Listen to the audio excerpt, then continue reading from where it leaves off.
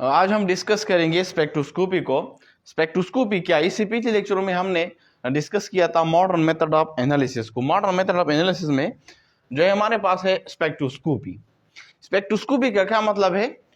Spectroscopy का मतलब होता है जब हम लाइट को, इलेक्ट्रोमैग्नेटिक रेडिएशन को, लाइट को जब हम पास करते हैं किसी भी मैटर से, ये हमारे पास मैटर का एक सैंपल है, यानी कोई भी ऑर्गेनिक कंपाउंड है, कुछ भी है, एक सैंपल है, मैटर है, उससे जब हम पास करते हैं तो इस लाइट का इसके साथ कैसा इंटरेक्शन होगा।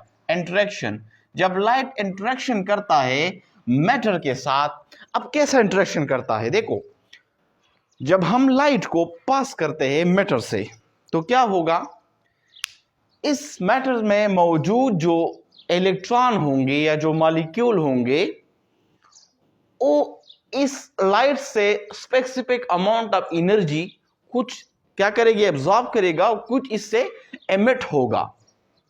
देखो यहां पे सैंपल में स्पेसिफिक फ्रीक्वेंसी म्यू और स्पेसिफिक वेवलेंथ एब्जॉर्ब होगा, और कुछ एब्जॉर्ब होगा स्पेसिफिक, और कुछ जो है ना इससे एमिट होगा। अब जो एब्जॉर्ब होता है, जो एमिट होता है, उसको हम यूज करते हैं और मुख्तलिफ किस्म के कंपाउंड की स्ट्रक्चर को, उसकी फार्मूलास को हम क्या करते हैं, फाइंड करते हैं, जो कि हम अगले लेक्चरों में डिटेल के साथ वन बाय वन उन तमाम मेथड्स को डिटेल से डिस्कस करेंगे। तो अब स्पेक्ट्रोस्कोपी का मतलब क्या हुआ? स्पेक्ट्रोस्कोपी का मतलब है जब लाइट इंटरेक्शन करता है मेटल के साथ, तो इस इंटरेक्शन को क्या कहते हैं, इसको हम, इसकी स्टडी को हम कहते हैं स्पेक्ट्रोस्कोपी। इंटरेक्शन क्या होगा, यहाँ पे कुछ वेवलेंथ एब्जॉर्ब होगा, कुछ एमिट होगा, कुछ स्पेसिफिक एनर्जी जो होगी, स्पेसिफिक फ्रीक्वेंसी एब्जॉर्ब होगी, कुछ स्पेसिफिक एनर्जी जो है ना वो रिलीज होगी। अभी हम अगले लेक्चर में डिटेल से डिस्कस करेंगे। तो ये कहलाता है सिंपली क्या, स्पेक्ट्रोस्कोपी। अब देखो, हम जब स्ट्रक्चर फार्मूला फाइंड करते हैं किसी भी कंपाउंड का, जब हम स्ट्रक्चर फार्मूला फाइंड करते हैं तो स्ट्रक्चर फार्मूला के फाइंड करने के लिए हम 3 एस्पेक्ट यूज करते हैं। कितनी एस्पेक्ट? हम यहां पे स्ट्रक्चर फार्मूला, पहला पॉइंट क्या है, जब हम स्ट्रक्चर फार्मूला फाइंड करते हैं, स्ट्रक्चरल फार्मूला, तो स्ट्रक्चर फार्मूला के फाइंड करने के लिए हम 3 एस्पेक्ट्स हम यूज करते हैं। कौन कौन से एस्पेक्ट्स? फर्स्ट, फिजिकल मेथड्स, हम यूज करते हैं फिजिकल मेथड्स। दूसरा, हम यूज करते हैं केमिकल मेथड्स, और तीसरा हम यूज करते हैं इंस्ट्रूमेंटल मेथड्स। अब वन बाय वन मैं डिस्कस करता हूं कैसे हम जो है वो यूज करते हैं फिजिकल मेथड्स को। तो आते हैं अब पहले नंबर पे, फिजिकल मेथड्स। लेट सपोज कर ले मेरे पास एक मॉलिक्यूलर फार्मूला है C2H6O। C2H6O ये एक मॉलिक्यूलर फार्मूला है। अब इससे तो हमें पता नहीं चलता ना कि किस कंपाउंड का, ये पॉसिबल है कि ये अल्कोहल का हो, पॉसिबल है कि ये डाइमिथाइल ईथर का हो। तो दोनों यहां पे पॉसिबल है, दोनों पॉसिबिलिटी है। नंबर फर्स्ट क्या पॉसिबिलिटी है? पहले पॉसिबिलिटी ये कि ये फार्मूला हो इथाइल अल्कोहल की, C2H5OH की। ये क्या है? ये है अल्कोहल, इथाइल अल्कोहल। हो सकता है कि इस इथाइल अल्कोहल का फार्मूला हो। दूसरा ये पॉसिबल है कि ये डाइमिथाइल ईथर का हो, CH3OCH3। ये है डाइमिथाइल ईथर, डाइमिथाइल। अब कैसे फाइंड करेंगे हम देखेंगे फिजिकल मेथड से, उसकी फिजिकल प्रॉपर्टी देखेंगे। कैसे? जो फिजिकल प्रॉपर्टी है किसी भी कंपाउंड की, जो फिजिकल प्रॉपर्टीज है वो डिपेंड्स अपॉन द स्ट्रक्चर पर डिपेंड करती है, और वो हमें उस स्ट्रक्चर के बारे में बहुत सारे इंफॉर्मेशन प्रोवाइड करती है। फॉर एग्जाम्पल, यहां मैं 2 फिजिकल प्रॉपर्टी डिस्कस करता हूं, एक फिजिकल स्टेट और दूसरा boiling point. Number first, physical physical state. अब मैं देखता हूं कि ये फार्मूला किस कंपाउंड का है, अल्कोहल का है या डाइमिथाइल ईथर का है। तो फिजिकल मेथड से हम कैसे फाइंड करेंगे? तो देखो फिजिकल स्टेट अगर मैं देखूं रूम टेम्परेचर पे, एट रूम टेम्परेचर पे अगर हम देखें तो जो डाइमिथाइल ईथर है ये गैस है। याद रखिए ईथर जो है ये डाइमिथाइल ईथर ये हमारे पास गैस फॉर्म में एग्जिस्ट करता है, जबकि इथाइल अल्कोहल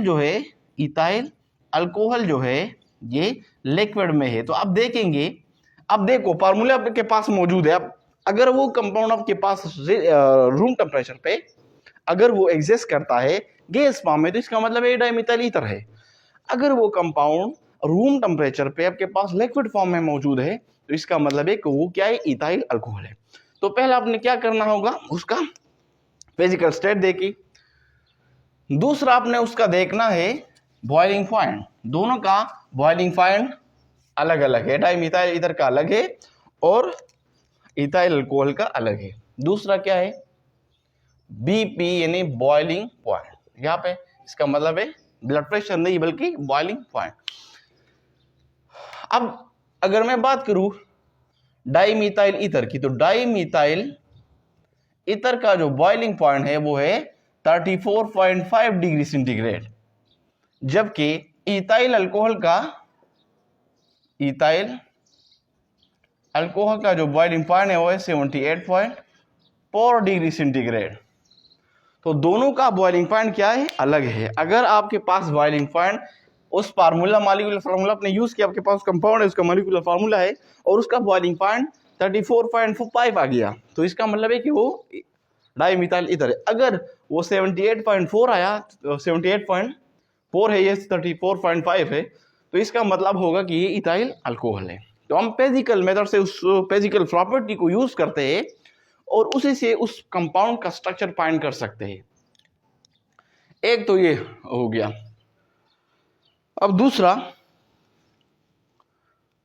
जो मेथड है वो है केमिकल मेथड्स। फिजिकल तो खत्म हो गया, अब आते हैं ये दूसरा मेथड है physical methods, chemical methods. Chemical method से भी हम क्या करते हैं, मॉलिक्यूलर फार्मूला जो है वो उसके जरिए हम स्ट्रक्चर फाइंड करते हैं with the help of chemical methods. तो दूसरा मेथड है केमिकल मेथड्स। इसमें हम क्या करते हैं, केमिकल मेथड में हम करते हैं वेरियस टाइप्स ऑफ रिएक्शन कराते हैं। देखो डिफरेंट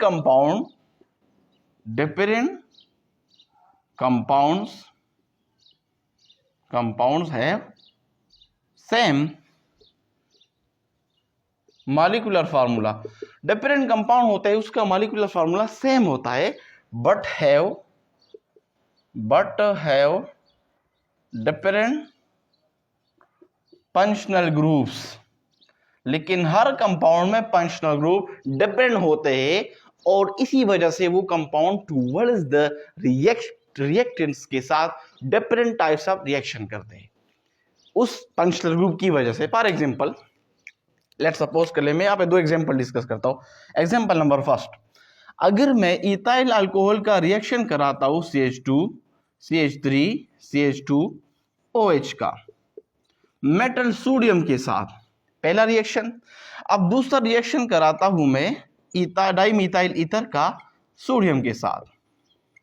तो जब हम सोडियम का रिएक्शन कराता हूं मैं इथाइल अल्कोहल के साथ, तो इससे जो सोडियम होगा ये इस इथाइल अल्कोहल से इस हाइड्रोजन को रिमूव करता है और खुद यहां पे अटैच हो जाता है, तो ये बनता है CH3 CH2ONa।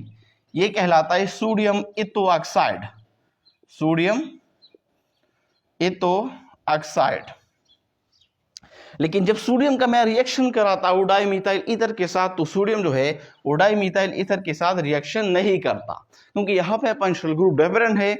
यहाँ पे O फंक्शनल ग्रुप है यहाँ पे, और यहाँ पे OH फंक्शनल ग्रुप है, इस वजह से ये डिफरेंट रिएक्शन करता है। तो अगर सोडियम हम रिएक्शन कराते हैं अल्कोहल इसके साथ, कंपाउंड के साथ, अगर वो सोडियम इथोक्साइड में चेंज हो गया, इसका मतलब है कि ये कंपाउंड अल्कोहल है, और अगर चेंज नहीं हुआ इसका मतलब होगा कि ये डाइमिथाइल ईथर है। पहला रिएक्शन ये हो गया। अब दूसरे एग्जांपल पे, दूसरा हम करता हूं मैं कार्बोक्सिलिक एसिड के साथ इसका reaction with the carboxylic acid. अगर मैं अल्कोहल का रिएक्शन कर लूं कार्बोक्सिलिक एसिड के साथ, दूसरा एग्जांपल है, ये इथाइल अल्कोहल है CH3 CH2OH प्लस, रिएक्शन करता हूं मैं इसका carboxylic acid CH3 C double bond O और यहां पे OH। दूसरा डाइमिथाइल ईथर का रिएक्शन मैं करा देता हूं विद सेम कार्बोक्सिलिक एसिड के साथ।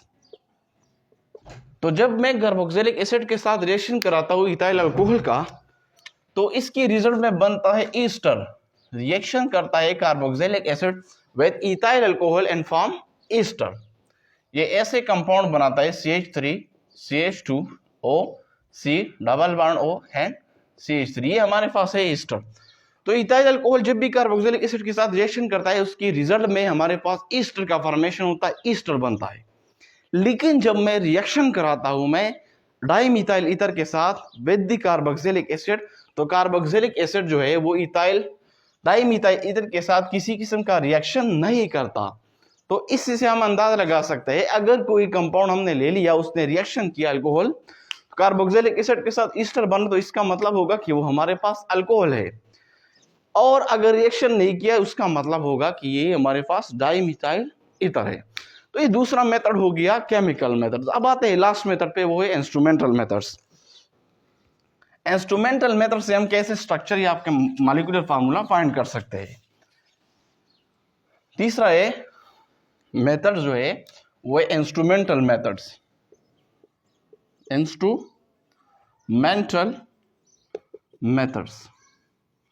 इंस्ट्रूमेंटल मेथड्स में हम इंस्ट्रूमेंट यूज करते हैं और इसके जरिए हम जो डिफरेंट कंपाउंड होते हैं उन डिफरेंट कंपाउंड के अंदर हम डिफरेंट टाइप्स ऑफ जो फंक्शनल ग्रुप्स होते हैं उन फंक्शनल ग्रुप्स की आइडेंटिफिकेशन करते हैं। हर कंपाउंड में अलग अलग फंक्शनल ग्रुप होता है, उस अलग अलग फंक्शनल ग्रुप की आइडेंटिफिकेशन के लिए हम यूज करते हैं इंस्ट्रूमेंटल मेथड्स, जो हम अगले लेक्चरों में 1 by 1 IR NMR UV visible तमाम स्पेक्ट्रोस्कोपी में हम डिटेल से डिस्कस करेंगे। तो different types of functional group जो होते हैं उसकी आइडेंटिफिकेशन के लिए जो इंस्ट्रूमेंटल जो यूज करते हैं मेथड्स वो है इंस्ट्रूमेंटल मेथड्स। अब अगर हमने फाइंड किया, हमारे पास इंस्ट्रूमेंटल मेथड के जरिए हमने फाइंड किया कि किसी कंपाउंड में OH फंक्शनल ग्रुप मौजूद है, तो इसका मतलब है कि वो क्या होंगे, वो कंपाउंड होंगे अल्कोहल। अगर हमने उन कंपाउंड में जो हमें दिया गया है उसमें हमने फाइंड किया, जैसा मैंने डिस्कस किया, तो अल्कोहल होगा क्योंकि अल्कोहल में OH फंक्शनल ग्रुप है। अगर हमने ये वाला फंक्शनल ग्रुप फाइंड किया और ये वाला फंक्शनल ग्रुप हमारे पास आया, तो इसका मतलब होगा कि वो कंपाउंड फिर अल्कोहल नहीं होगा, वो डाइमिथाइल ईथर होगा। तो 3 एस्पेक्ट हमने यूज करते हैं किसी भी मॉलिक्यूलर फार्मूला की फाइंडिंग करने के लिए, एक फिजिकल मेथड्स, दूसरा केमिकल मेथड्स और तीसरा जो है वो इंस्ट्रूमेंटल मेथड्स। कल वाले लेक्चर में हम डिटेल के साथ, चूंकि स्पेक्ट्रोस्कोपी है, EMR को, इलेक्ट्रोमैग्नेटिक रेडिएशन को पढ़ेंगे इन डिटेल।